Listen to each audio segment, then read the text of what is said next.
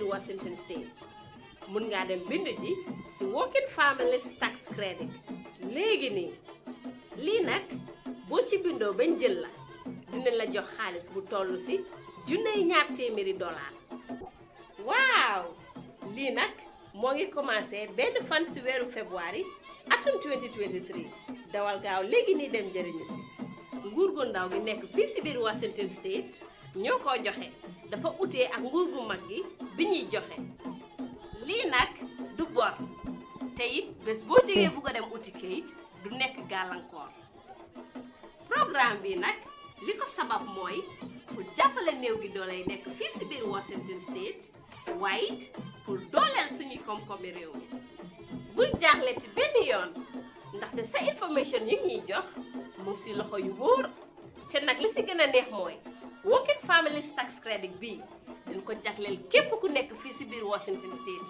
moo xam ngay liggéey wala liggéeyuloo soo si bëggee am lu leer wala nga soxla ku la jàppale pour nga bindu si Working Families Tax Credit bi mun ngaa jokkoo woowaak léegi nii. su ma ne dama yomboon boo ma tegee béréb duma jóg duma jooy. waaye de waxal yaay dina léegi moom nag moom yaa ngi fly to fly. bu la yàlla taanee sometimes danga ko dee xam wax musuma koo ñeme speech in public musuma koo ñeme. Gambian bi dafa feel ne yow buloo wax ne man am naa lii danga mun a wanewu. ma eggee America. Gambian si wax naa leen ko saa su ne bundi fàtte démba te olof Njaay dafa ne kuy fàtte démba baaxoo te man Fatou Samba Birandu man nag jàng leen meri ma démba meri xujajee xaw ma bon te duma ko musa xam kon nag Semester Avenue Hangout nañuy célébrer suñu Gambian si nga xam ne den fi def lu bari du ñoom rek waaye seen waajur yi liggéey buñ liggéey biir Gambia suñ ko toogee sa di ko wax duñ ko musa jeexal waaye it seen ay doom den liggéey Gambia rawatina nag Gambien bi nga xam ne mu ngi toog foofu noonu si Texas def fa lu baree bari waaye it fi nga xam ne nag mooy Atlanta noonu la ko gars yi ko waaye Atlanta Georgia foofu leen ko toogee mu def fa lu bari yàgg fa lool def fa lu rafet a rafet ki nga xam ne nag dama dee wax ne jàngis la waaye du jàngi si Fatou rek du jàngi si Gambia rek waaye jàngi si fu ne dafa liggéey Gambia starté ko foofu noonu nag sa News Road High School liggéey fa lu bari waaye it emut foofu noonu dëkkoon Banjul juddoo Banjul yaroo Banjul waaye dem Amérique teel faa dugga xam lu bari si Amérique kon nag su ma toogee nag war a am ak moom face à face dina ma neex salaamaaleykum. waaleykum salaam. maa yaa ngi fine. maa ngi fine. si loo nekk. maa ngi enjoy suma holiday. xam nga man may Samba Birane du man nag jàng leen. dama bëgg a yow it nga tagal ma sa sant nag Foon naka la. Foon Jibaan. Jibaan ba sa coro. kay. sa biir Banjul di seti Baboucar Foon Biram Foon sa waraaji Banjul ba. macha allah loolu neex naa dégg waaye léegi moo ma jaaxal a lot of people dañoo wax ne nit su teelee tukki du xam yii yow ku la jàngal yii. lokki woon naa nag pour dëkk suma maam. kan mooy sa maam. suma maam Kati Foon moom mooy suma anti papa moo dëkkoon ak ñun jàngal nañu cosaan yu bare bare. ma bàyyi la rek nga nuyu askan bi wax askan bi yow yaay kan ak fan nga faaxee ko. man maay Kebba Foon jógee Founeen 7 Hill Street waaye maa ngi dëkkoon 33 Kent Street foofu laa juddoo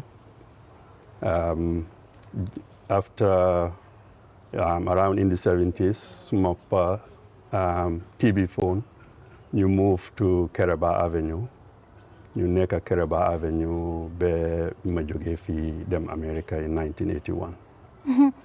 macha allah kan mooy sa waajur bu jigéen. suma yaay Aminata Foon moom suma maam Mawya Diin moom Sierra-Leone la jógee.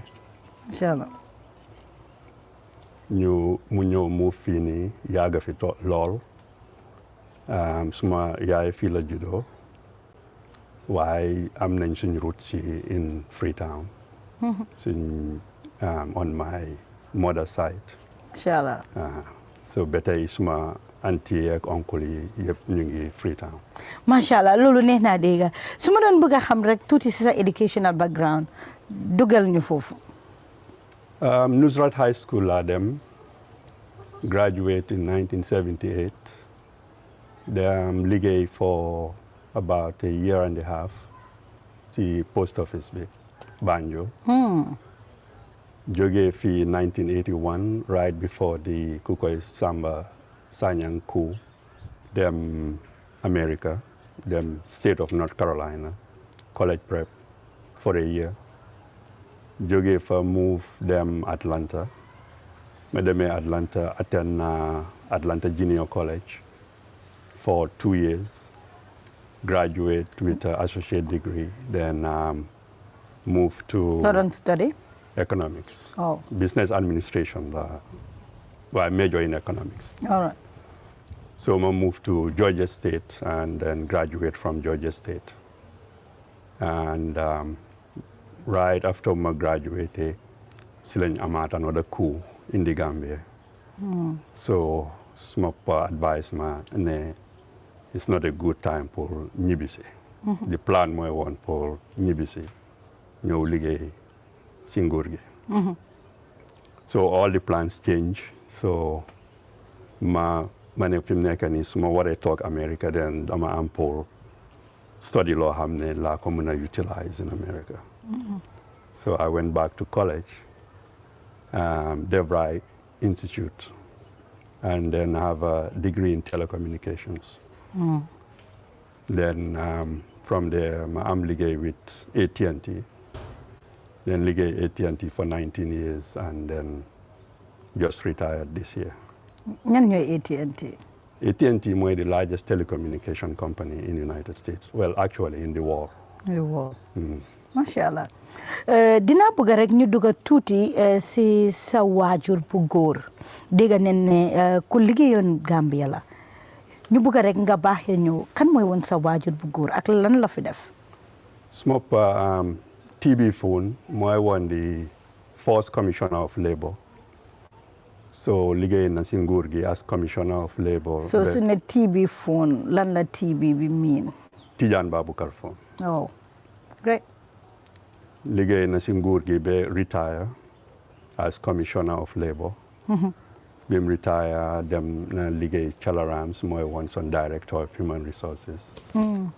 Why during tenure as commissioner of labor moom moo establish time boobu noonu tourism industry baa ngi just start, so moom moo responsible on pour jox nit ñi liggéey ci dëkk bi yëpp. So moom moo daan hire a lot of people. He was a very strict man, very straightforward, very honest, and dimbale na nit ñu bari si dëkk bi. Ba pare apart from that tamit am na yeneen yum doon def si dëkk bi. Remember naa ne mooy woon the one ku njëkka organize a regatta, first regatta in the Gambia. Regatta mooy sports yi ñoo def si ndox mi. So xam naa ne ndaw yu bari xamuñ luy regatta. Wax ñu. So moom moo organize on the first regatta. Ñu amoon canoe racing, swimming racing in Banjul ci fi port bi nekk nii fi mu nekk nii. Organize on nañ ko moom organize on na ko. So amoon nañ lot of sports activities ci géej gi. So moom moo organize the first one, then amoon nañ another one after that. Why since then amatuñ regatta in the Gambia. So moom moo organize the first regatta. But he was very active in soccer. So he was a member of the Gambia Football Federation for a long time and an officer of Funono. Mashallah. So he was very active in sports activities. Liggéey na si nguur gi ba retire as commissioner of labor. Mashallah. Anamu moom nag réer na ñaari at si gannaaw. ñaari at si gannaaw. Yaagut noonu. Yaagut noonu. Live now up to the age of 97. Mashallah. macha allah yenn suuf sedd si kawam di ko ñaanal lu bare nga toog ba sa njaboot bi dundal lu ëpp loolu Alaaji TB Foon di la wax ne Gambians love you and we miss you bu ko defee rek ñu dugg tuuti rek si sa education biir Gambia balaa ñuy dem si education ma laajte woon la rek biir Banjul fan nga dëkkoon si Banjul ak naka woon life in Banjul den noo leen ko dundee jamono xale. maa ngi juddoo 33 Ken Street 33 Ken Street mooy 2 kër la before jàkka ji nekk Ken Street foofu laa juddoo foofu laa màggee ba in the 70s before ñu toxu ñëw Kereba Avenue. Life was very nice foog naa ne duma treat suma younger life experiences in Banjul. amoon nañ very beautiful experience. waay. xam naa ne léegi xale yi duñ dee dawal karkar. karkar la mooy loolu. dawal karkar dañ daan jël tanki moto yi nii. di ko dawal ak tanki bicycle yi def banta ci diggante bi di ko dawal di race ak loolu dañ daan dem foy si tan bi dem play soccer si tan bi. boo mënee xam nga tan bi fam ne. xale yi xamu leen tàng ne man mag laa de wax ñëw su ko fee xale yi jàng. tan bi mooy fi swam si nekk. si Banjul. tan bi dem na ba gannaaw Tobacco Road. from Afdaay from fi PW di nekkoon. area boobu la dooree all the way ba gannaaw Tobacco Road. ba yooni Serekunda bi si gannaaw yooyu yëpp si tan bi la woon. so foofu lañ daan dem foy dem Pamasin dem Bokis foofu Pamasin mooy di drainage system bi fi ñu am on soo demee ci yooni gannaaw bi naka la tuddaati Bone Road. waaw foofu mooy Pamasin yàgg na fa trop so foofu mooy drainage system bi nga xam ne moo dee drain ndox mi. parce que Banjul yëpp dañ amoon nag pax yu rëy yoo xam ne su tawee ndox mi dafa drain ci pax yu ndaw yi ñëw si pax yu rëy yi fi ñu nekkoon mooy amoon nañ benn Hill Street si pax yu rëy yi amoon nañ benn Grand Street so ndox yooyu yëpp daf daan dem si tan bi den nag ñu Pamasin drain ko def ko si géej gi so loolu daan prevent flooding in Banjul. kon ñi yëpp amoon nañ pax yoo xam ne dafa ñëw si pax yu mag yi mu drain ko dem Pamasin. den mu def ko si géej gi. macha allah so yow ak ñan ak ñan yi na daan foofu doonu. am na suma xarit yu bari yu ma growal up ñu daan play soccer di dem tan bi di dem Bokis di dem Pamasin. ñu si bari nag génn nañ dëkk bi ñu ngi Europe ñu ngi America am na very few yoo xam ne nit naa leen fekk naa leen fi waaye ñoom itamit tukki woon nañ ñëwaat ñibbisi. comme ñan ak ñan limal ñu ay tur. am na su ma bëggee lim tur la fàtte na. di nga fàtte waaye limal rek yi nga fàttale ko xam nga ba léegi yaa ngi nekk booy si kanam soo fàttale ko rek delluwaat. dafa yàgg na. yàgg na. ba pare ñi si ëpp yëpp nekkuñ ci dëkk bi. ñoom génn nañ dëkk bi benn rek ñoo ñibbisi. kon nag ba léegi rek yéen a ngi seetaan Semester Avenue Hangout ñu am ki nga xam ne nag mooy oncle Kebba Foon tey nag moom leen am si biir kër bi wax naa leen ko mag ñi bari neen si dëkk bi waaye bokk ñu kii liggéeykat la bu ko defee rek ma laajte la ban jamono nga génn Gambia ak lan moo la motivé toon ba nga génn Gambia dem Amérique. waaw bi ñoo dem school high school amuñ woon university si dëkk bi.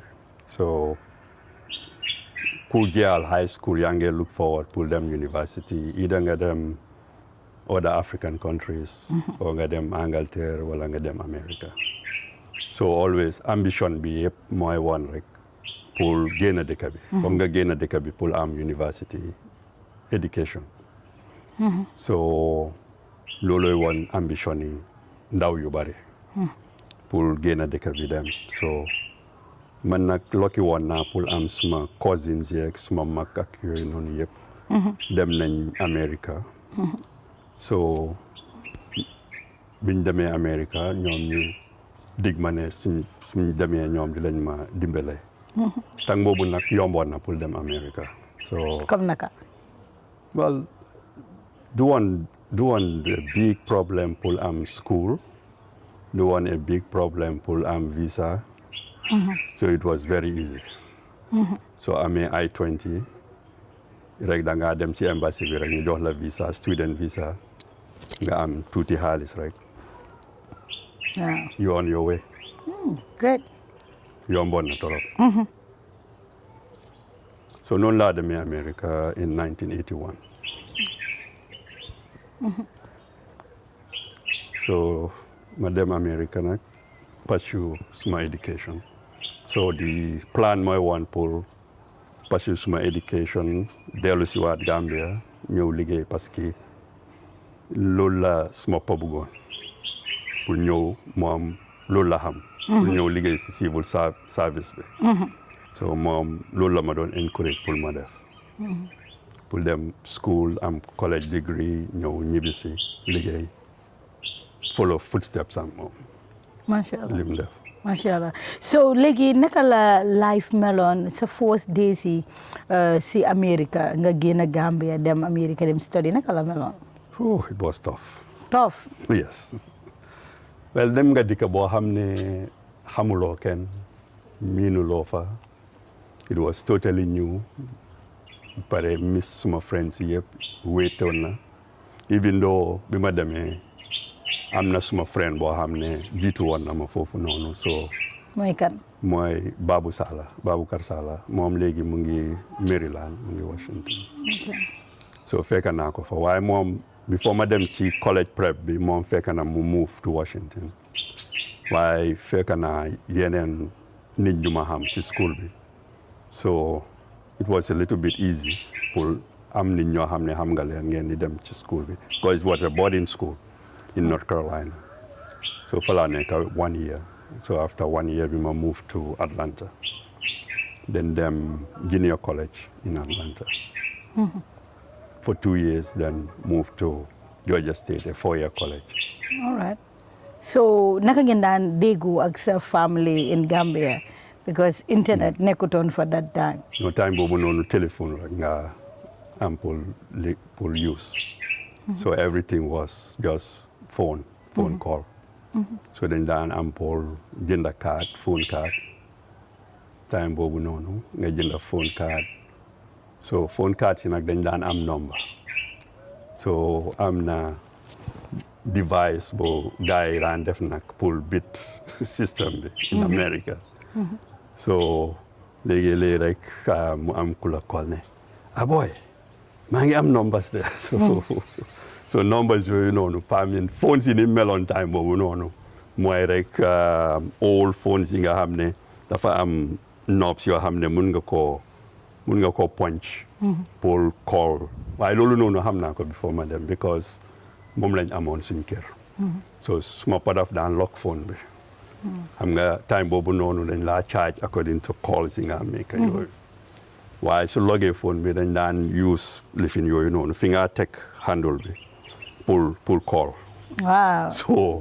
mun nga hit loolu noonu like 334 because numbers yi Banjul bari wutoon so da nga hit loolu 3 so buggee am 3 da nga hit 1 2 3 ba pare hitaat 1 2 3 hitaat 1 2 3 4 so mu dial 334 to the other end then nga pick phone bi wax so yéen ay ndongo Banjul well waaw jàng nañ yooyu noonu macha allah so biñ demee America nag ñuy passante numbers yi calling numbers yi so kenn mujjee gi sax am nañ boy soo xam ne dañ daan defar numbers for phone company bi daf daan jaay cards yi waaye dañ si daan def numbers so numbers yooyu noonu nga am pour punching pour mun a connect so am na boy soo xam ne dañoo toog rek defar son number dañoo defar ay number rek di def trial and error ba mu work su woogee rek nag ñu distribute ko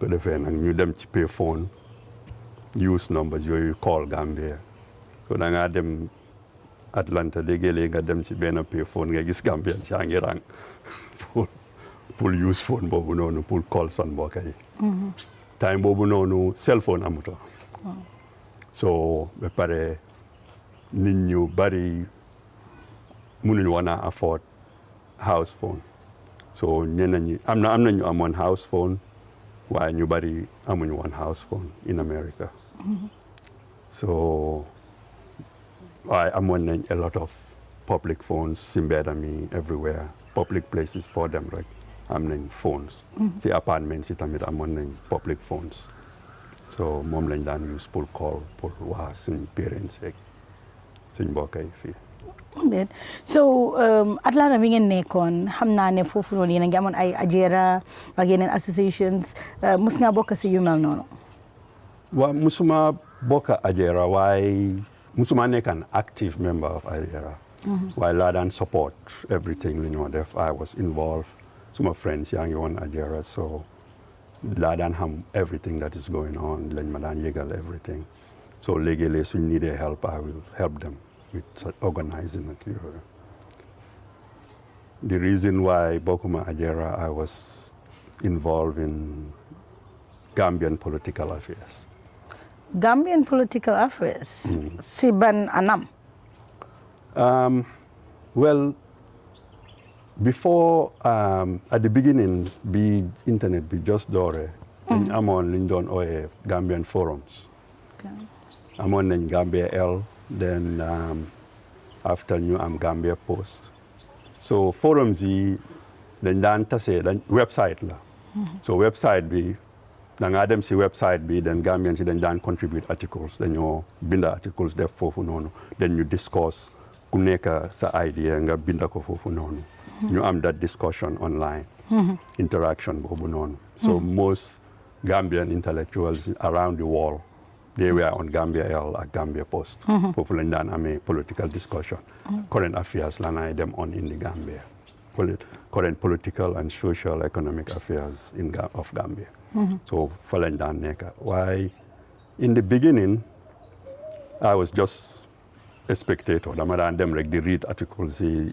ñeneen ñi binda and never contributed waaye eventually I was dragged in ma joined the conversation so the conversation was going on and on and on so ñu gis ne the political situation was not very good time boobu lañ fi am Yaya Jammeh during the 22-year rule of Yaya Jammeh so ñuy discuss pour jéem a help the opposition naka la ñoo winner an election so at first ñu ne dinañ leen dimbale ak xaalis lañ jéem a seet ways ñoo raise fund pour jox ko opposition bi pour ñu organise son boppa then eventually the idea of coalition ñëw ñuy discuss loolu tamit naka la ñoo gisee all the opposition together so Dr. Sen proposed ne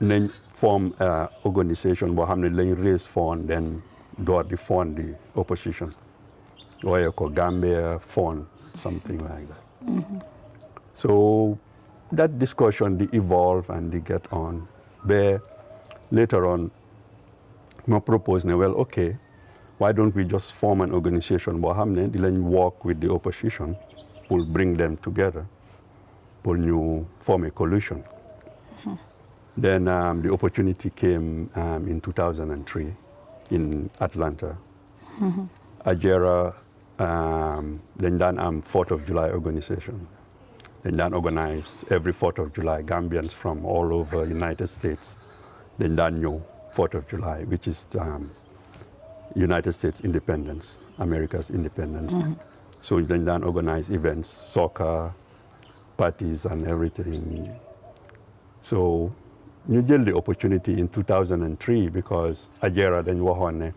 dañ invite on all the political parties in the country including APRC pour ñu ñëw Atlanta for a summit like a conference ñu discuss affaire yi dëkk bi so unfortunately government ne APRC ñoom waa senoon nañ some people. ñu represent leen. Yeah, pour ñu represent leen. So during that time, just prior to that time, ñu doon plan pour form this organisation bi ñu doon wax on Gambia la Gambia Post. So ñu propose pour form Save the Gambia Democracy Project. So while ñu ngi xalaat the process pour form Save the Gambia, then this opportunity come bi ñu ne opposition parties yi including APRC ruling party bi yëpp lañ nekk in Atlanta that 4th of July in 2003. Then ma call a friend of mine in Chicago, Joe Sambo. Ne ko ma ne Ajera ñu ngi organize this summit in Atlanta. Why don't we just piggyback on this summit and call the opposition pour ñu form a coalition? Yeah, that's a good idea. So fekk moom mu ngi doon ñëw Atlanta tamit. So ñu organize this meeting in 2003 during 4th of July. So it was just man, Joe Sambo, mom Chicago la nekkoon, and Maud Dramé. Yeah, moom mu ngi woon Atlanta waaye ñibbisi na mu ngi Gambia FM nekk nii. So waaye ni si Maud Dramé bokkee mooy prior to summit bi Joe ñëwoon na Atlanta because dafa am friend am bu jabaram wasi noon bu ñëw si ngénte bi. So si ngénte bi lañ gënoon na discuss nag the idea pour am this meeting. Fekk Maud Dramé was present si ngénte bi ñu ngi toog di waxtaan plan affaire yi. So Maud Dramé volunteer ne moom Morehouse College la dem. So moo xam na president of Morehouse College la ñu amal hall pour ñoo def meeting. So moom mu arrange loolu noonu. Then man ma arrange the food and drinks and everything. Then Joe fly in from Chicago that 4th of July. You organize this meeting. So when you organize a meeting bi, all the opposition parties, some representatives in Senon, yep, ñëw nañ ci meeting bi. They all came. You propose ne. It was in 2003. Okay. So you propose na guy come together and form a coalition pour génne fi Yaya Jammeh. Well, to our surprise, ñoom ñëpp ñu agree. Then OJ nominate Halifa Sallah pour mu nekk di coordinator pour this coalition bi ñoo form. So man ma chair won the meeting, that meeting in Morehouse. So guy agree. Then OJ nominate Halifa Sallah mu nekk coordinator bi. So bi ñibbisee guy continue series of meetings for over 2 years, and in that mu jël that process about 2 years. Then eventually you form NAD, National Alliance for Democracy and Development. How man da xam nga NAD? I don't think ne young people young people yu bari xamuñ NAD. Waaw, through interviews. Yes. Okay, great. So you form NAD. So big guy form a NAD, ñu bàyyi Halifa Sallah mu continue nekk di coordinator. So more don't lead NAD. So li happen NAD mooy woon all the opposition parties, leaders yi, with some of their executives, then buy one their parties and join NAD. ñoom ñëpp ñu ñëw join this party. ñoom Issanou Darboe, OJ, Halifa Sallah, Wajwara, late Wajwara, Hamad Ba, all the opposition parties ñëw join NAD. So being joining NAD nag ñu opposition members yi nekkoon in parliament lose some seats because dañ bàyyi some parties yi join NAD. So biñ lose some seats yi dañ amoon pour dem by election. So ñun Save the Gambia Democracy Project fekk form nañ organisation bi I was the chairman. ñu raisal leen funds pour ñu dem by elections yooyu noonu. So they won. The only person ki lose on sitam rek mooy Hamad Ba.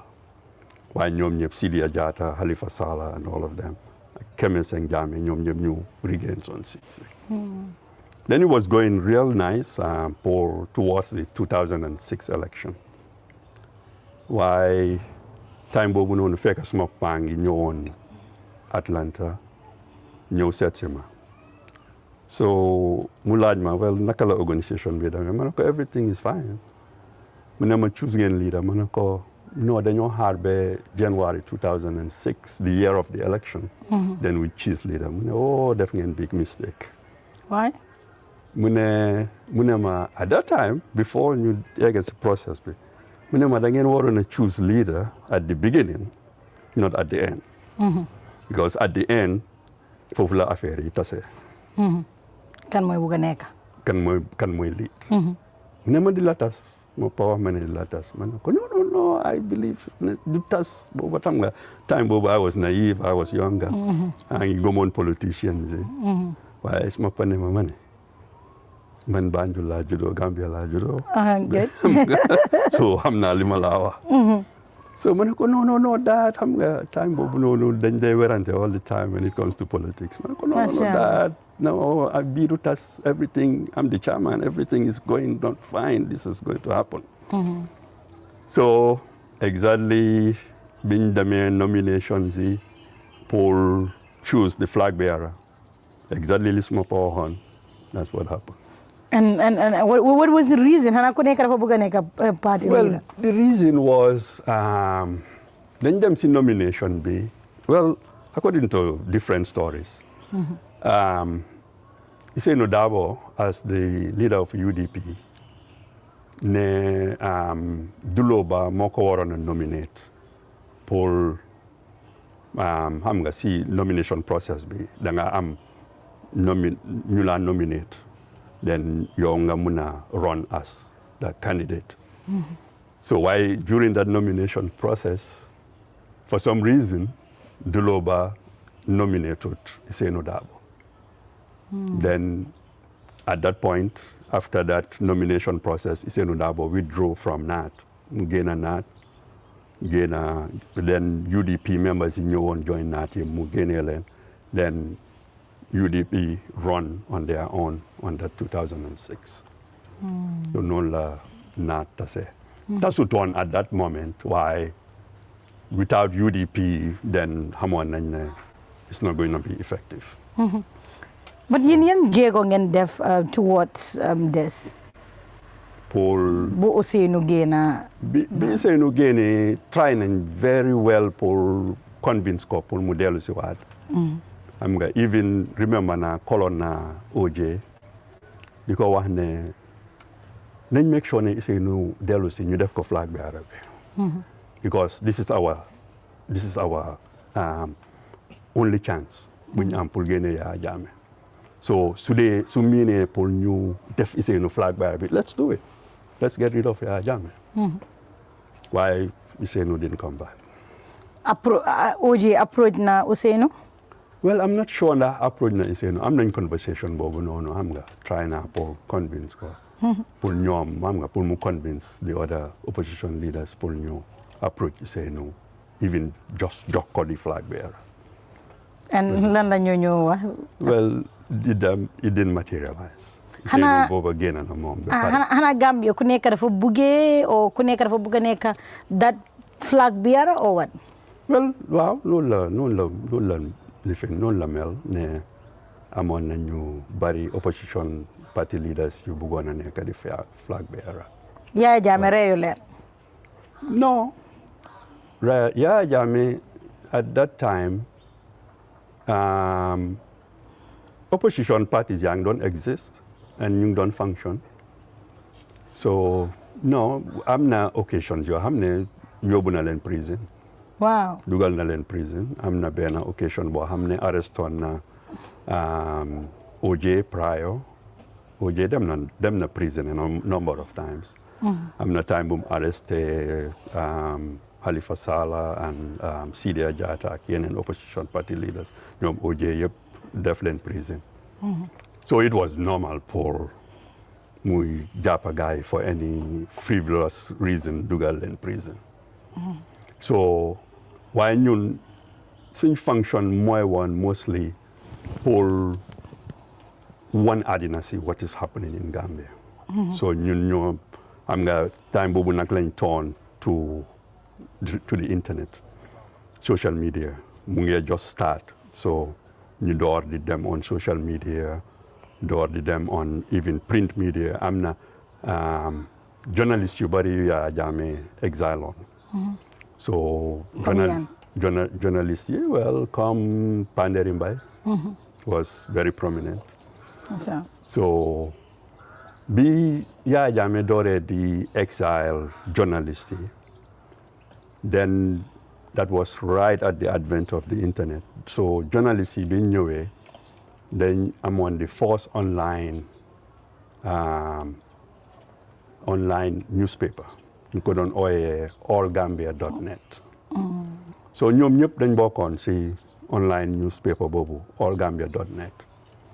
Panderi amoon nañ even the present spokesperson Sankare. I don't think Sankare was not there. Sankare came afterwards. Why amoon nañ ñoom Panderi Baboucar Cissé amoon nañ prominent ñi nga xam ne they were involved, they were journalists ñi Yaya Jammeh exile ñoom ñëpp they were on allgambia.net. So noonu la online newspaper, radio, everything started. That was the beginning of Gambian online presence. Mashallah. So just to know, Yaya Jammeh xamoon nga ko personally or xamoon na la? Well, man xawma ko woon personally. Am na time bu ma sister di waxee ne war nga xam Yaya Jammeh because mu ngi dëkkoon very close to ñun fi ñu dëkkoon mu ngi nekkoon Latrikunda ci Pa Tamba around the corner, not very far from fi ñu dëkkoon. So my sister ma doon remind ne di la daan romba si kër gi foofu noonu a lot of times. Why I didn't remember him. So why coincidentally most my sister they were in the same class in Gambia High School. It's my younger sister. All right. So she knows Yaya Jammeh very well. I'm not sure Yaya Jammeh xam na ma. I'm really not sure. So yéen bi ngeen defee mbootaay bi amut any point boo xam ne either Yaya Jammeh la or AFPRC or APRC ga ñu ñëw attaque la? No. Laa daan ñëw Gambia all that time. Am na prior to 2006 ñëwoon naa Gambia amoon na meeting with Halifa Sallah, OJ, Ousseynou Dabo, all of them. Meetoon naa leen amoon naa meeting ak ñoom. And no, that's prior to 2011. Okay, no, 2006 la woon, yeah. So amoon naa meeting ak ñoom laa daan ñëw Gambia. Why I wasn't afraid, I wasn't concerned. Foguma woon ne. Ragaluloo? Yeah, no. Li ma doon def dama feel on ne is just like joining a political party. So it was a political organization boo xam ne dañ doon dimbale the opposition. So I don't feel ne I was doing anything wrong. But ñu bari den ragaloon Jammeh? Well, yeah, ragaloon nañ Jammeh. But I mean, well, suma mbokk yi ragaloon nañ. Politicians itamit they were protecting me. So laa daan ñëw why it was a low key. So it was not like I never granted interviews or say anything.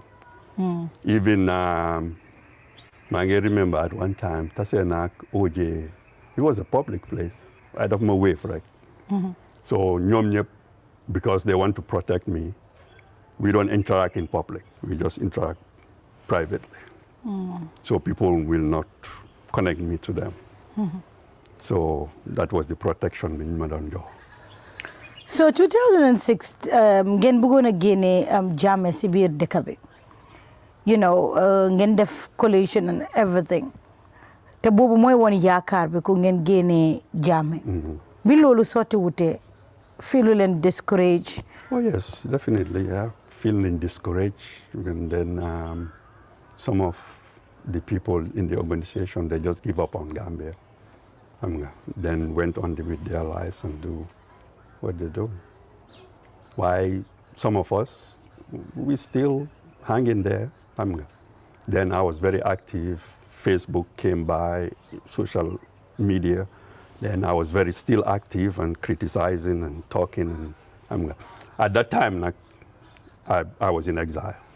Dem na point boo xam ne nag ñëwatuma Gambia because da nga ragal. ragaluma woon waaye suma family they were very concerned. So suma pane ma mu ñëw. mu ñëw. And what year was loolu? That was around from, let's see, maybe 2010, I mean, after the 2011 election, around maybe 2013, 2013, going back 2016. Yeah, from 2012, 2013. ñëwatuma Gambia. So naka feeling boobu. It was rough. I mean, am na couple of times yoo xam ne Sénégal laa am. So it was very emotional pour call suma papa wax ak moom from Sénégal ñëw ba Dakar, so I couldn't come to Gambia. It was very sad. amuloo any point boo xam ne da nga bëggoon a sol xaftaan nga def yeneen format boo xam ne kenn du la xaame. Yeah, I thought about it. Yeah, xalaatoon naa loolu yëpp waaye suma family they insist ne it's too risky. It was too risky. yéen a ngi seetaan Gambian Talents TV Mr Foon mooy suñu gan Kebba Foon. Kebba, at some point gis neen la ak Rasta kañ nga Rasta? I'm not Rasta before about 20 years. At ban age nga Rasta? Time boobu noonu maybe I was in my 30s or so. Yeah, 40s. Yeah. ñu bari dañ dee wax ne nit ku jànga du dee def yu mel noonu. Well, Rasta, bi ma grow up, the first people ñi ma gis ñu am Rasta mooy Murit. So Murit yi dañ ñooy woon the only people in Senegambia region bi ñoo xam ne dañ daan am Rasta yu daan ñëw ba si son gannaaw gi. So I really used to admire Murit yi ak son Rasta yi. I liked it. Ma nekkee young boy. So I was always wondering, naka lañ amee kawar gu gudda? The rest of the population amuñ kawar yu gudda. I was really fascinated by that. So as I grow up, even ma dem high school, dama daan wax ne, one day la am dreads. So bi ma dooree di liggéey AT&T, then mu am a friend of mine koo xam ne dafa amoon dreads. So ñu daan liggéey together, ñu daan talk close. So ma laaj ko about dreadlocks, mu explainal ma the process and how to do it, then I started. And naka paa bi? No, he didn't have any problem with it. Well, the only thing li ma convince on suma mbokk yi rek mooy ne ne leen man murit laa léegi. gis ngeen Baay Faal la. So xam nga su ma waxee ne Baay Faal la rek de just stop. At the beginning they didn't like it. Waaye ma leen waxee ne man léegi Baay Faal la. Which was not true. So loolu laa use rek the religious route rek wan leen ne léegi man Baay Faal la loolu tax may am dreads. Mashallah. So at some point nga dem America mënatuloo ñëw Gambia and you mel noonu amuloo benn regrets ne xaaral ma bàyyi lii jarut ko because tey damaa ñëw defal lii Gambians yi and Gambians yi nekkun di ñàkk support Jammeh. Well, I think ne I was so involved, I was so driven, and the only reason ma ko doon def rek mooy for the love of country. Because I love Gambia. So much. I get this vision that Gambia can be a great country. So, and Jammeh is on the way. Paul is preventing Paul dekavi ega from wara ega. So, kedama believe ne dekavi munna dem fusori. We have so many opportunities. Since size with the population, it's an advantage, but we never explore it. So I really believe in the cause. Jammeh and have a good government. You see a lot of development in the country, a lot of progress in the country. I always believe that to this day. Yes, Gambia can be a great country. And with that passion, and no, I didn't have any regret. No.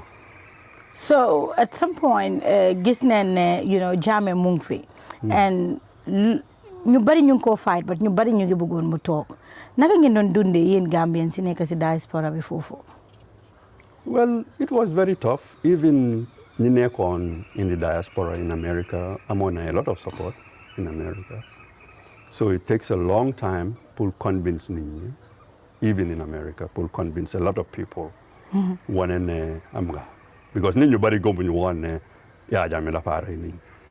So ñu bari dañ doon wax ne nit ñi dañoo wax rek Yaya Jammeh reyut kenn.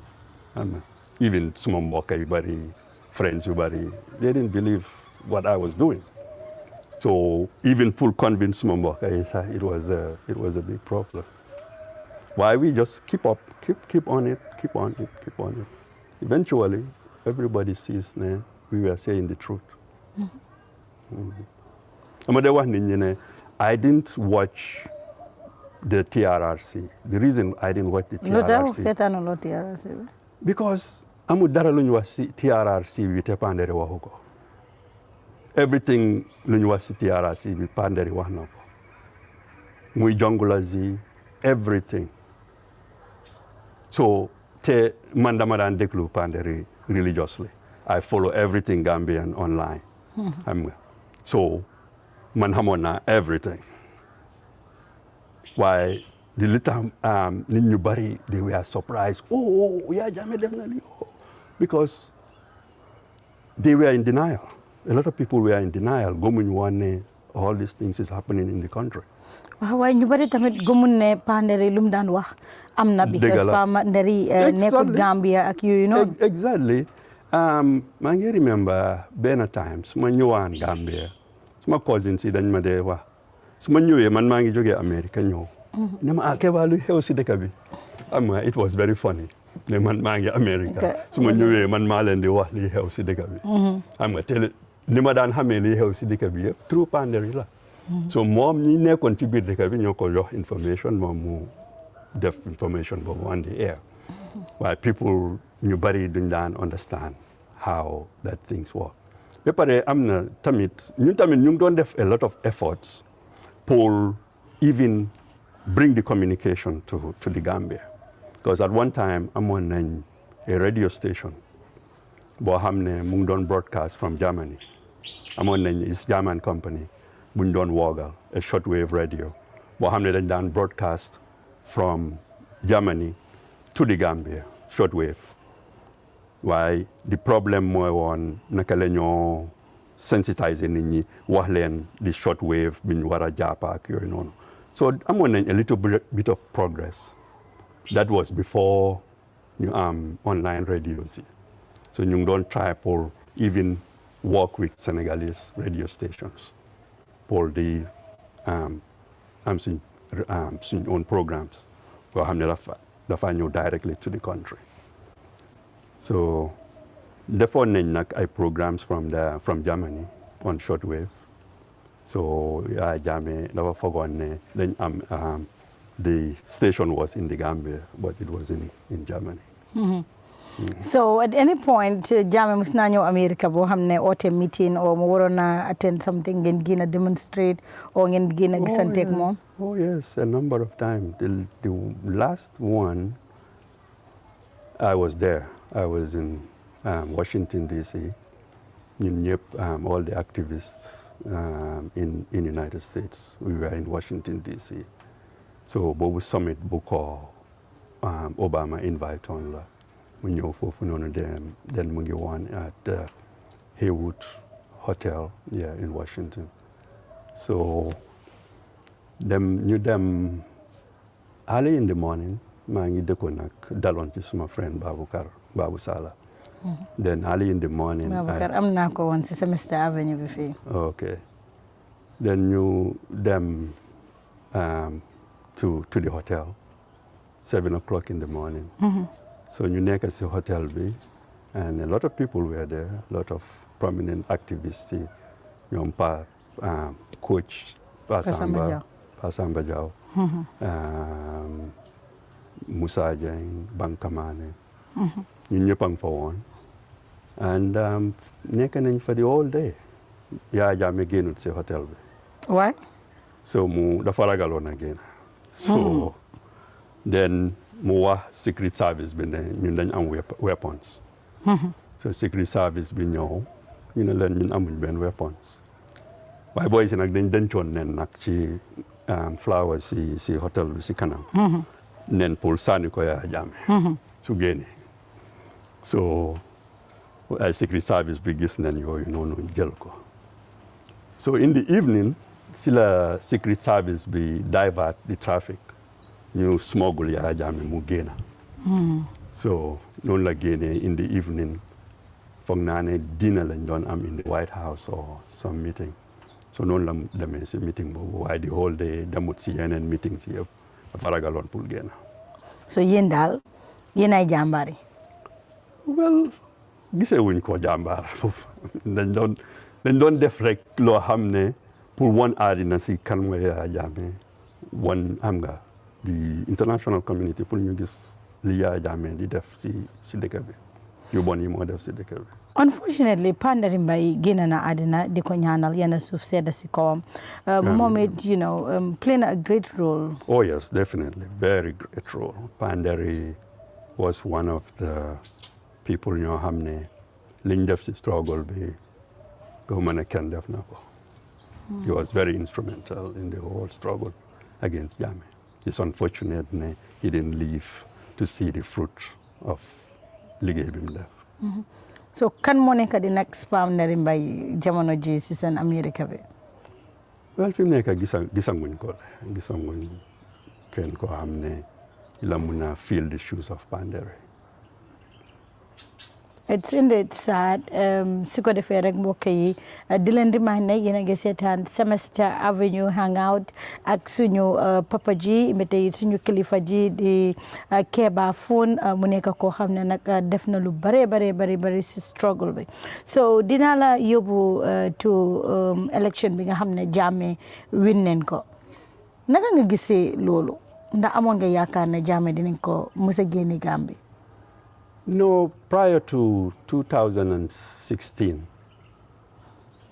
from 2013 going onwards, discussion be online, more one, you never lose on hope in the diaspora, especially the active strugglers in the struggle.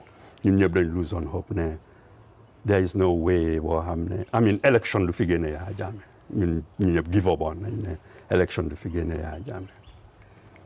The only political party, they always insist ne election mun na fege ne Yaya Jammeh mooy woon Halifa Sallah ak doy. So more than ñëw online amoon agenda 2016.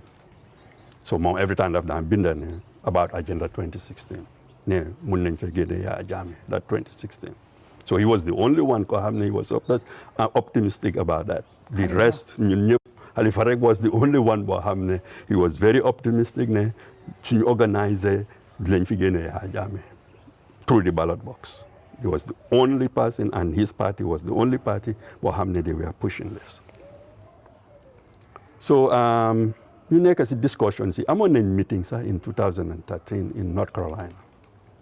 Demoon naa si meeting bi. So opposition party leaders yu bari ñëwoon nañ OJ yang fa woon Issanou Dabang fa woon.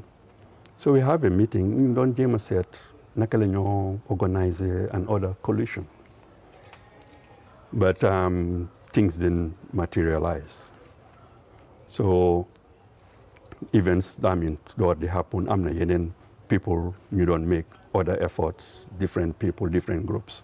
Seet naka la ñoo bring the opposition together pour ñu repeat what we did in 2006 pour seet nag lañ form another coalition pour génne Yaya Jammeh. But it seems impossible. So things were very tough. So most of us dañ waxoon ne the only alternative rek mooy come here, use force. So December 30th happened. So December 30th was just one group among a lot of groups, former soldiers ñoo xam ne they were in the Gambian army ñi nekk on exile they organized themselves while they were different groups organizing pour ñëw génne fi Yaya Jammeh. So December 30th, I was at work. So prior to December 30th, one of the guys, Ninjay Njaga Jan, he was online all the time. Then wife post a posting with Njaga at uniform and be showing his back. He's going to sacrifice for the country. So let's take care of his family. So people like me, I'm wanting the indication that something is going to happen. I wouldn't want exactly the plan, but I'm wanting the indication that something is happening. Then the night of December 30th, I was at work. Then Pandari post, the operation is happening. But unfortunately, it didn't materialize because then you have a lot of mistakes. Your hamne, mota operation with them through. So you go lori yow di nga join guy. Well, duma wax no. I think ne suma ko yego. So ironically, li happen mooy in November of 2015 2016 la ñu am election. So December 30th was like, okay.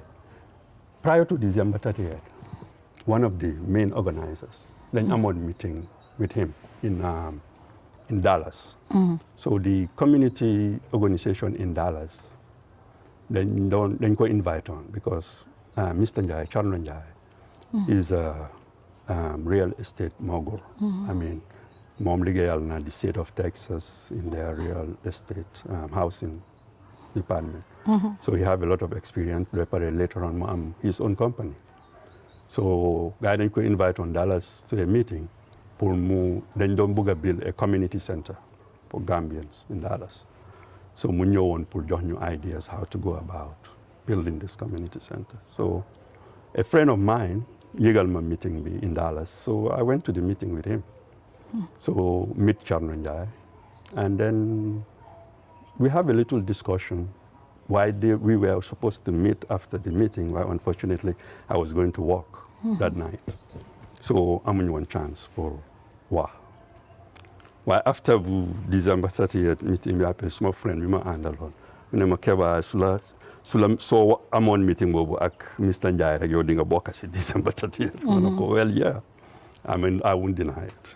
I was just ready to do anything to get Yaya Jammeh out of Gambia. So 2016. Well, come 2016, then the opportunity comes.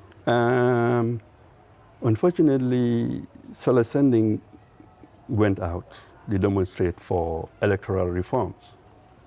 So Yaya Jammeh, Japa Solar Sending, put him in prison, and we were protesting online about ne xam nga Solar Sending ñu ngi ko jàppa in prison, ñu ngi ko torture in prison, and we were going online and fighting and advocating for Solar Sending. Unfortunately, we end up rey Solar Sending.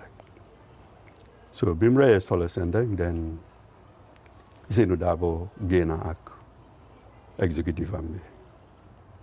Ñun dañ daan wax Zenu Dabo ne you have the largest party, you should get your people out on a mass demonstration, and that would be a vehicle to get Yaya Jammeh out of this country. Why he never agreed to do that. Ne moom doomam yi nekkuñ fi so du génne doomi jàmbur yi Yaya Jammeh rey leen. But on that occasion, when Reyes Solar Sending, a member of UDP, mu decide pour génne the UDP executive. Mu ne bëggut a génne the population, and they lose their lives. So he will go with his executive to demonstrate the death of Solar Sending. Unfortunately, Yaya Jammeh jàppa the whole executive and put them in prison. So the opportunity is there now for form a coalition, because UDP executive, Zenu Dabo and the executive, they are in prison. So maybe this is our opportunity again to form another coalition. So we went for it. Form another coalition. Beginning in 2016. So ñu bari dañ dee wane Ousseynou luñ ko tëj mile to loolu moo tax you know. Coalition bi am. Coalition bi am. Well, in a sense, I believe that. I believe it will be very difficult after the experience of prior to 2006 for get Ousseynou to join a coalition. I don't think so. So yeah, su nekkutoon ne mu ngi prison, I don't think ne UDP will join the coalition. So Jammeh dafa build own grave am. Yes. And then man binda na loolu online ne the biggest mistake Yaya Jammeh made was putting Ousseynou Dabo in prison. That was his downfall. That was his downfall. Du Fatou Samba moo ko wax waaye Kebba Foon moo ko wax kon nag Yaya Jammeh foo mun a ne dégg nga li nga xam ne nag moom la Kebba Foon wax so Kebba dinañ dugawaat tuuti si li nga xam ne moo nekk coalition boobu noonu coalition bi buñ ko formé and after everything président Barrow mi nga xam ne moom mooy président bi then Adama Barrow moom la gars yi defoon njiit yéen yëgoon ngeen loolu.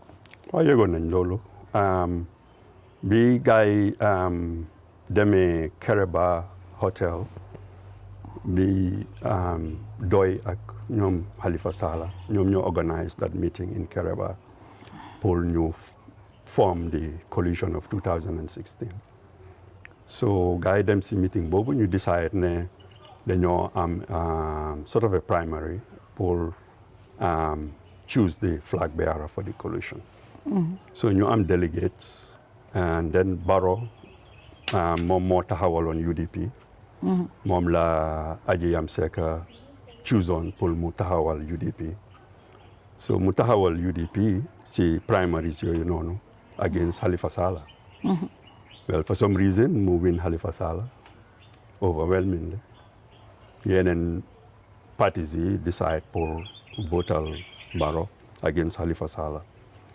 xam nga so man question bi ma dee laaj mooy what was the rationale pour yeneen parties yi decide pour votal Barrow against Halifa Sallah? I still fighting. I still cannot figure out what was the real rationale. Lan fan lañ ko based on xam nga with experience, qualifications. You cannot match Halifa Sallah and Adama Barrow. So foog nga ne Gambians yi kon jox neen Halifa ciram parce que ñu bari ñoo dee toog ñu bina on social media ne loo bañ Halifa o lum amut mbooloo bu bari Halifa expert boo xam ne la doo ko gis si Gambian politics ñun ñoo build suñu own grave. Well, I think Halifa running against Barrow during those primaries, that's all he can do. So the decision more was with the delegates. Opposition, yeneen opposition party delegates pour ñu decide xam nga ne ñu decide kuñ bugga kuñ foog ne mooy the right candidate pour represent the coalition. So that was their decision. So yéen waa diaspora bi loolu debate la woon. Well, yeah, we were very disappointed. We were very, very disappointed. They didn't choose Halifa. So, but there is nothing we can. ñu ne nettali si lamañi borom la daaxee te it he who feels it knows it bu ko defee rek di leen wax ne yéen a ngi seetaan seen favorite online television bi nga xam ne mooy Gambian Talents TV lépp loo xam ne waaye ngi toog di ko xalaat lépp loo xam ne waaye ngi toog di ko joxoñ lépp loo xam ne waaye ngi toog dina ndax dëgg la ndax du dëgg fii leen koy leerale te it leeral laa leen wax de waxuma leen nag ñu pick and choose bii la oo bile la dañuy leeral bu ko defee rek Kebba Foon ñëwaat rek si waxtaan bi dinaa la yóbbu tuuti si first president bi di Sir Dawda Kairaba Jawara noo gisee woon Sir Dawda nguuram. Well, before Madam America, I was very critical with the PPP government. Why? Because I feel only they were not doing enough. Man don't set here in African countries feel ne Gambia can do more. We can do better. So I was a very big critic of the PPP government. So when Masmo Paldendan debates on that arguments, Mom, he was in the government, so he was always supporting the policies of the government and their ideas, like programs here. Why, looking back today, I think so far the 3 governments in Gambia, PPP government is the best. Why? Because during the PPP era, we have the best, one of the best civil service in Africa, in the whole of Africa. Our civil service was one of the best. And among institutions like Gamtel is one of the best. So we were doing well under the circumstances. So far, I think PPP government was the best government of the 3 governments that we have in this country. Kebba Foon moko wa mine si ñetti nguur yi muy nguuri Yaya Jammeh nguuri Adama Barrow ak nguuri Sadawda Kairaba Jawara daal Sadawda moo nekk di best bu ko defee rek ñu laajte la nguuri Yaya Jammeh noo ko gisee. Nguuri Yaya Jammeh, I think anything looy def si àddina rek is all about intention. Intention be was pull am power. Intention be was to stay in power. Yaya Jammeh dafa feeloon ne he was he was in the lower strata of society. So the only reason they could drive to join that coup was to change things. One of the things he dégg si video bi mu tege over mooy ne those who were enjoying will no longer enjoy. So moom, that was his intention. Moom loolu la gisoon ne bourgeois yi dëkk Fajara pipeline Kairaba Avenue now ñoom dañ amoon xaalis gu bari, so ñoo doon exploit ñi nga xam ne they are in the lower strata. Why that was not the case? Moom loolu la believe on. So bi mu tegee over, that's exactly what he did. Moom all throughout his intention mooy pour jël ñi nekk ci suuf def leen ci kaw, jël ñi nekk ci kaw def leen ci suuf. But that's not the way it works in this world. doo mun a ñëw overnight jël ñi nekk ci kaw def leen ci suuf am nga. It doesn't work. Mënut a work in any country. So he tried very hard to do that. Why he was not successful, and then he ended up becoming a dictator. So he wants his moom li mu bugg a mu am, force ko nit ñi by force. And that makes him a dictator. Kon nag ñu dugg ci nguuri Adama Barrow, His Excellency. Well, the only problem bi ma gis rek mooy in 2016, I was here. I voted in 2016. Yeah. You voted? And no, not 2021. I'm sorry. All right. I didn't vote 2016. 21. 21. I didn't vote in 2016. And I was supporting Adama Barrow in 2016 because at a point dañ doon wax ne, you know, kuñ am rek baax na. am nañ point boo xam ne dañoo wax ne suñ amee golo sax baax na. dam na Yaya Jammeh génn fii rek. So we were very happy till 2016 election. I mean, overwhelmingly in the diaspora, we all supported Barrow. With the hope ne, di la toppa the Memorandum of Understanding. So pour jox la a background history of the Memorandum of Understanding. Go ahead. The same Memorandum of Understanding bi Halifa Sallah moo binda the Memorandum of Understanding. The MOU bi nit ñi wax ni Halifa Sallah moo ko binda. And Halifa Sallah wrote this prior to 2006 election.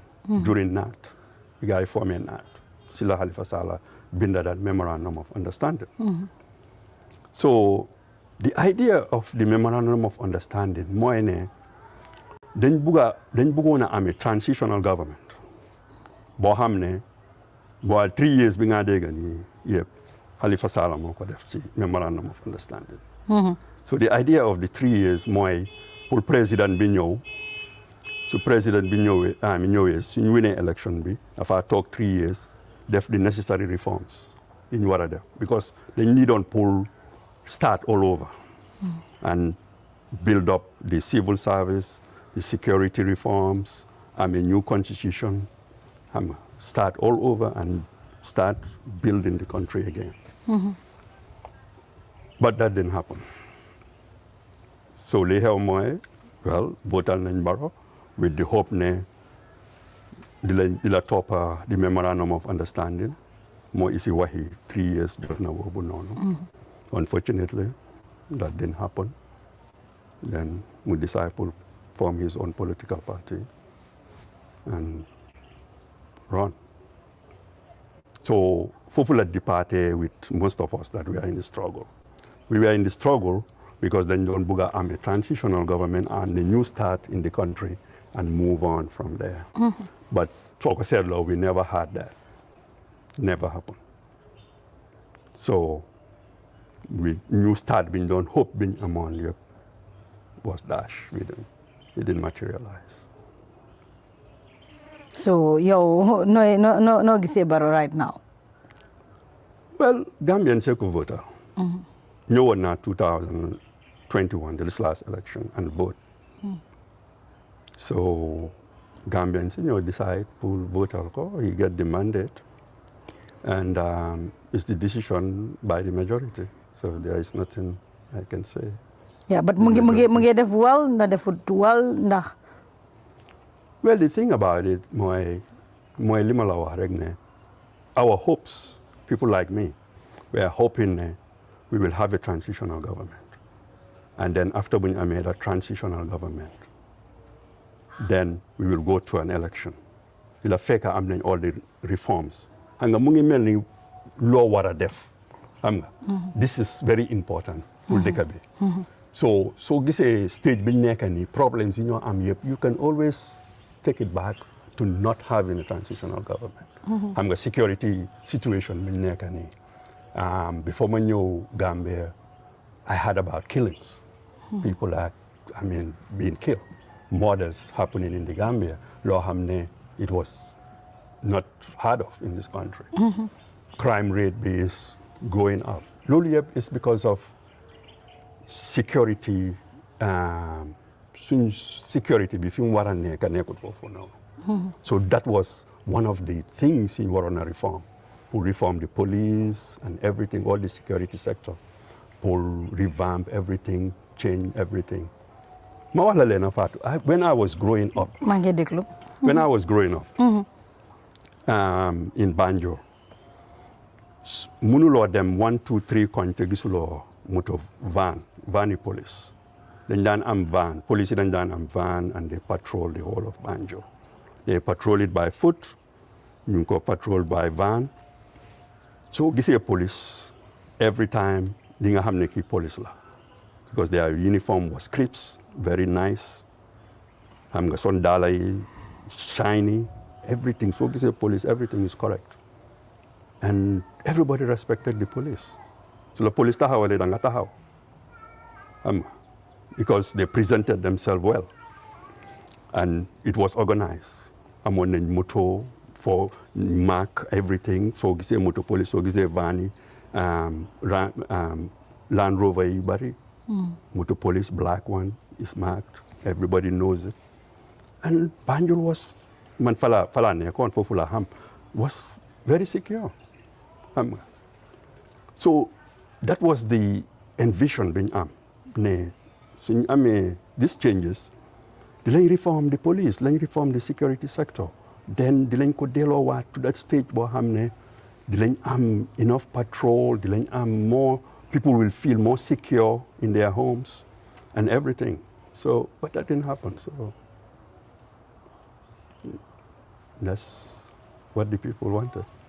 That's what the people wanted kon nag dégg ngeen ko loolu la àddina bi bëggoon ba tey loolu la waa Gambien si bëggoon bu ko defee rek dinañ dugga jamono ji ñu ngi gis ki nga xam ne moo nekk président Adama Barrow mu ngi lëkkaloo ak gaay yi nga xam ne ñoom ñoo nekk APRC noo gisee loolu ñoom Fabakary Tombong Jatta. That was a big disappointment ne Yaya Jammeh moo tax Barrow nekk président because Yaya Jammeh la demal against in the election and the reason Gambians si votal comme mooy woon dañ bugg a génne Yaya Jammeh so turning around bokka ak parti Yaya Jammeh bi I think it's a big disappointment. It should be a big disappointment for all Gambians. Because majority Gambians dañ ko vote alone pour génne fi Yaya Jammeh. Génne fi Yaya Jammeh meanut just Yaya Jammeh dem Equatorial Guinea.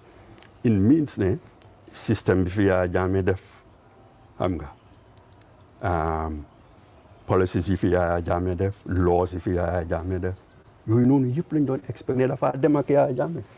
We changed all that. That was the expectation. Lolo was in hope. That's why we are jubilating in 2016. Everybody in the diaspora and we were happy. Hey, we're going to have these changes. But on the contrary, the constitution is still here. Most of the policies of Yaya Jammeh is still here. The laws are still here. Nothing changes. But fooguloo ne ñi nga xam ne ñoom ñoo doon liggéey ak Yaya Jammeh ñooñu la seen ñoo liggéey daal moo tax ba léegi ñoom ñu des fi. Well, yeah, mën ngaa wax loolu I mean ñoo fi nekk de their presence is still here and yeah, they are still around and not ne we hate the individuals as individuals. No, we didn't hate the individuals.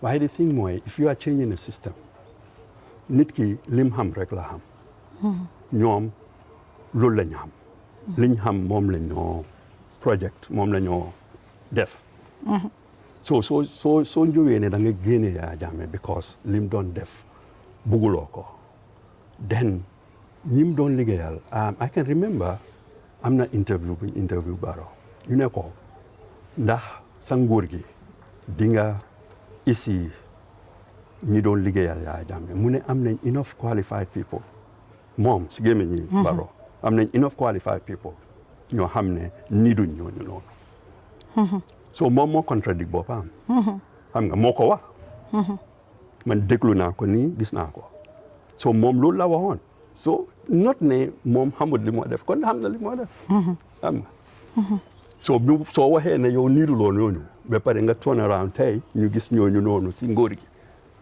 then there is a problem.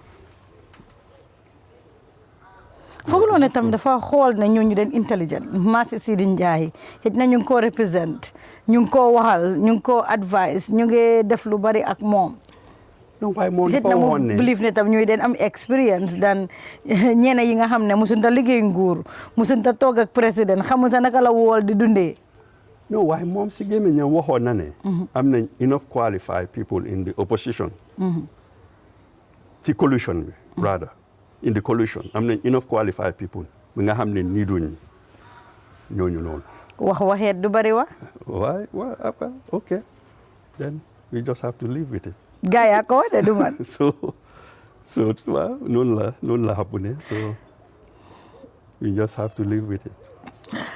nu ma leen ko waxee rek Kebba Foon leen am tey mooy suñu gan bu ko defee rek monsieur Foon dinaa la bàyyi soo doon war a wax ak président Barrow war koo dénka war koo waxal war koo yóbbuwaat su dee am na loo xam ne feel nga ne nekkul di ko def right nga bëgg koo jox yenn ideas yenn xalaat feel free président xoolal monsieur Foon. well man li ma ko advice rek mooy ne na seet the interest of the country interest of Gambia loo xam ne nit ñi la njëriñ xam nga it's very easy power is intoxicating it's very easy pour am nguur ba pare enjoy the trappings of power to the extent boo xam ne you lose touch with the people. Xam nga mbébéti nit ñi you lose touch with that connection boobu amatuloo ko. So li ma ko advice rek mooy na always remember ne nit ñee ko fa taaj. So moom li interest nit ñi ak li interest dëkk bi moom la war a toppa. So loolu rek laa ko advice ne na seet interest yi dëkk bi na seet interest yi nit ñi mu toppatoo loolu noonu mu toppa loolu noonu.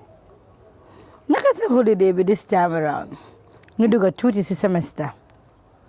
Holiday bi is not it's a holiday waaye tamit li ma fi gën a isi mooy néeg bi ma tabax so loolu ma gën a isi pour jekkali building bi and then eventually spend more time in the Gambia so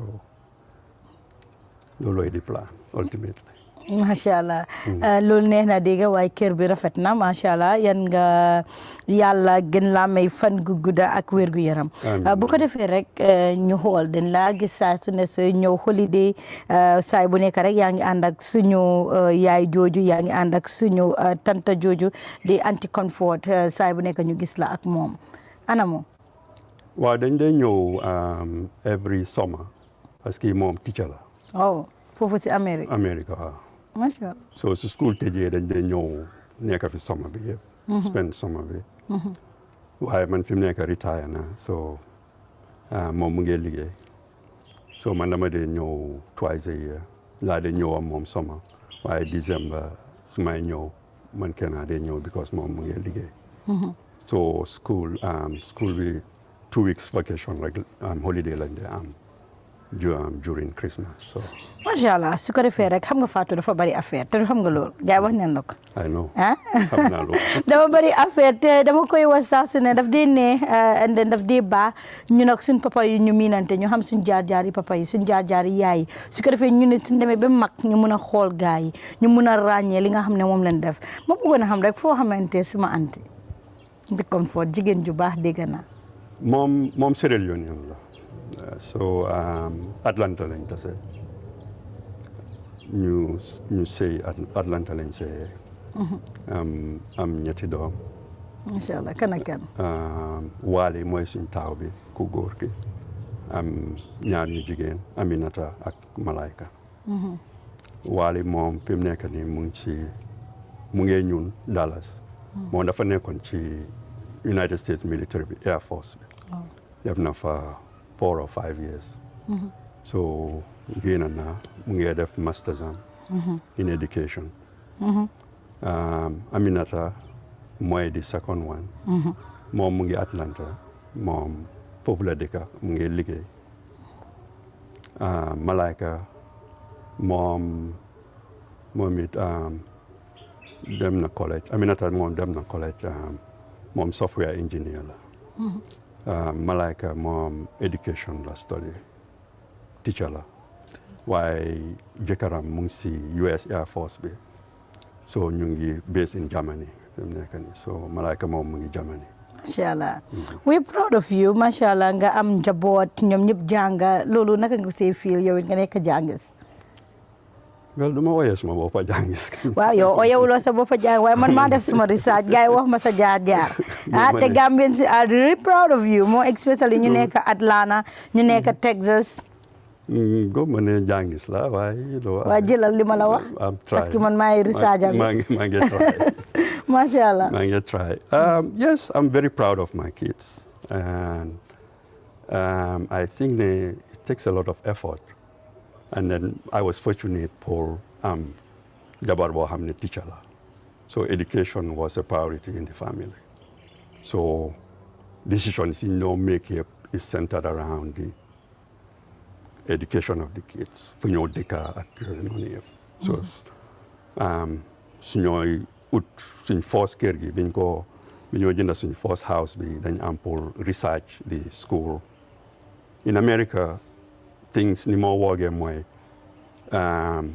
good school systems yi they are in the areas yi nga xam ne foofu la kër yi gën a seere so te ñun dañ bëggoon suñ doom yi dem in the good school system so dañ demoon jënda si area boo xam ne jënda kër gu seer xam nga for the sake of being in a good school system boo xam ne suñ xale yi lañ dem ne good school system ñu mun a am a good education so the education of the kids was a priority in all the decisions you make so loolu lañ def and then it paid off ñu dem in a good school am a good background and then they did well. Masha Allah gars yi dañ ñëw Gambia mus nañoo ñëw Gambia si ñoom mi neen. Wali isi woon naa ko Gambia waaye he was a baby. He was very small. Aminata ak Malaika ñoom ñëw nañ fii Malaika ñëw na Gambia twice. Masha Allah. Aminata ak ñoom ñaar ak Comfort ñëwoon nañ Gambia in 2013. Time boobu noonu ñëwuma woon maa ngi woon America so ñëwoon nañ Gambia dem Freetown. Masha Allah. So ñoom xam nañ Gambia Wali moom he didn't remember anything moom time boobu he was just 2 years old. 2 years. Yeah. Masha Allah loolu neex naa dégg bu ko defee rek xam nga fu ne ni den bëgg a lekk su ko defee rek ma la tala sa holiday lan nga gën a enjoy si lekk yi. Well maa ngi enjoy yëpp am naa ku ma toogal mu ma toogal everything. Waaye sa plat yi yëpp buñ la tegal ban moo nekk di best. Cuy kong. Cuy kong. Loo koy lekkee loo na kudu. Boobu noonu xaaral ma bàyyi ko noonu. balaa sa kali di la jaaba. Waaw. Waaw xaaral ma bàyyi. Cuy kong bu diwtiir na bu diwlin. Bu diwtiir. Bu diwtiir. Keñ kon nag dégg ngeen ko bu leen ko jàpp caalit cu diwtiir bu kong kese. Keñ loolu neex naa dégg bu ko defee nag fu mu nekk nii waxtu bareetut waaye noo nekk di gisee suñ dëkk bi environment especially December bi. Well, I think Gambia there's this opportunity. There are a lot of opportunities. There can be ni ko taf de waxe dina dem. Inshallah. Gambia dina dem. Yeah, I'm very hopeful. I'm optimistic. Yeah. Waaw xam nga nag dafa am li may wax saa su ne muy man maay Fatou Samba janax dee bari pax mus dee mun a wax ñeew bu ko defee rek saa bu ma gisee gani semestre gars yi ma dee daw waaye man dama leen dee xàmmee naka nga def ba rëcca ma si airport bi dafa ma jaax xëy na rasta yi la. ma rasta yi la xàmmee. so moom laa gisul. gisuloo rasta yi waaw. waaye Paa Wos gisuloo xàmmee na la. waaw Paa moom xàmmee na moom. te moom laa doon nëbbu nag. moom nga doon nëbbu. waaw kon Paa Wos bu ko xoolati dégg nga. all right su ko defee rek saa bu ma toogee ak suma gan semestre yi dama leen di wax ana yóbbali. yóbbali la. Uncle Kebba ana yóbbali. non dinañ bàyyi yóbbal bi ba si kanam. ana yóbbali Moussa bul ñu xool bëgg nga gis ñu. loo xam nga soo ñëwee Banjul. soo fi defee 3 weeks rek. door di strand. I know right. yëpp dem na. dëgga xam nga dëgga bu set wit. so by the time ngay am 3 weeks. jeex na kese yëpp jeex na. macha allah waaye ñëw bi rek neex na ma ne ko ñëw bi rek neex na noo gisee semester avenue hangout bi ñuy célébrer suñu ay semester di leen dem fekk ji di xam si lan la gaay nekk yeneen Gambien si nga xam ne ñu ngi toog am beneen xalaat si suñ dëkk bi suñ déggee si yow dineen mën a gën a jàng noo gisee show bi.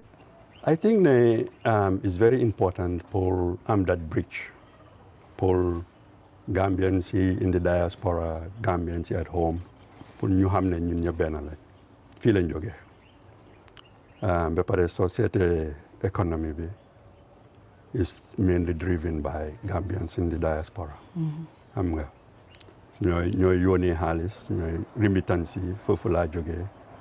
kër yi ñoo bil si dëkk bi yu bari Gambien si jógee si diaspora bi ñoo ko bil so ñun ñëpp benn lañ so waruñoo gis any difference xam nga dafa am ñu génn yàlla dimbale leen ñu génn ñu mun ki so fi mu nekk dañu am pour work together so ñun si diaspora bi loolu lañ bëgg a isi ñu isi ideas yi ñu develop dëkk bi mu nekk the real smiling coast. Definitely. mu nekk the real smiling coast so sa holiday bi ban moo nekk sa best moment. So far, pool holiday bini. Well, recently, mangi am suma goro bu joge Sierra Leone. Parce que dafa am like 3 separate groups of Sierra Leoneans ñu ñëw def son 60th birthday. So last week yëpp ak weekend bi passé yëpp moom moo ma occupy si xaritam bu doon def 60th birthday party fii nii. So si loolu laa nekkoon week bi yëpp. bu ko defee rek waxtu bi daanaka xoj nañu ñu bàyyi la rek nga tàggatoo askan bi su dee am na loo xam ne fàtte neen ko nga bëgg ko waxtaane feel free and welcome yow yaay borom Gambian Talents. li ma am pour wax rek mooy ne amin nañ góorgóorlu ndaw yi sax laay gën a waxal ñu góorgóorlu am na lu président Kennedy waxoon it's not what your country can do for you but what you can do for your country so ndaw yi li ma leen di advice rek mooy ñu góorgóorlu xam nga individual bu nekk mu góorgóorlu bul seet lan la sa dëkk mën a defal yow seetal lan nga mën a defal sa dëkk so loo mun di def rek loo amal passion rek def ko xam nga su dee da nga bugg a nekk cameraman make sure na ne you are the best cameraman su dee da nga bugg a nekk journalist mégal sure ne fightal pour trial hard pour nekk the best journalist so whatever you do try to be the best and do it well.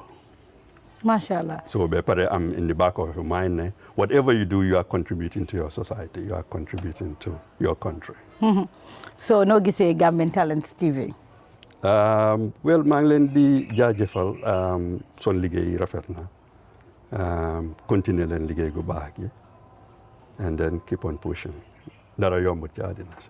jërëjëf yéen seetaankat yi wax naa leen ko nii rek la mooy demee saa su ne bu leen toog di ko xalaat ndax di ngeen ko am ndax doo leen ko am wax naa leen télé yi bari neen si àddina bi waaye bokkuñu ak Gambian Talents TV dañuy fly high and saa su ne dañ leen a indi li nga xam ne mooy xew si jamono bi ak li nga xam ne moo nekk di xew ak moo bugg a xew suñ ko yëgee ñu yëgal leen ko su ko defee ngeen teel a préparé seeni boppa te olof Njaay nag moo ne ku la jiitooti rek wax ko mu wan la fooy toog waaye bul xëccoo ak moom parce que du demee noonu kon nag Kebba Foon mooy suñu gan nekkoon suñu xarit ngeen déggal li nga xam ne moom la ñu wax muy jaar-jaaram dara daaxut lii ñëw sa kër kool la ne dañ la bëgg a am nga nangu ko kon nag jàmbaar nga si jàmbaar li lii la Gambia soxla kon nag we are proud of you di la wax jërëjëf sukal neen la who is next ban semestre leen war a am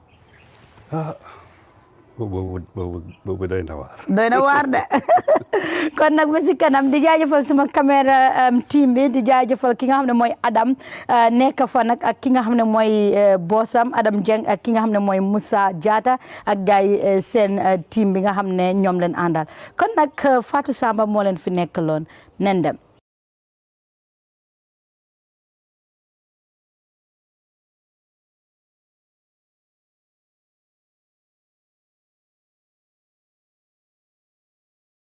su ma ne dama yomboon boo ma tegee béréb duma jóg duma jooy waaye de waxal yaay dina léegi moom nag moom yaa ngi fly to fly bu la yàlla tànnee sometimes danga ko dee xam wax musuma koo ñeme speech in public musuma koo ñeme Gambian bi dafa feel ne yow boo wax ne man am naa lii danga mun a wanewu ma eggee America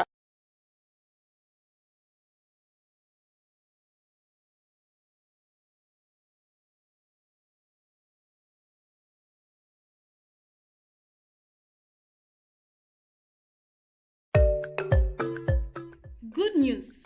If you did and work in Washington State, you can apply for the new Working Family Tax Credit. And if you qualified, you can get up to $1,200. Yes, beginning from February 1st, 2023, you can ask for the new tax credit if you qualified. This is not the local tax credit where the governor of Washington State they give. It different from the one where the big government they give. It different from the one where the federal government they give. This no program war for grow the economy. Not to lend, not to trust that they trust you. And this not a something where they go use against you for where they go for any immigration benefits them. What do you they tell them? They go keep them for you safe and they go protect them for you.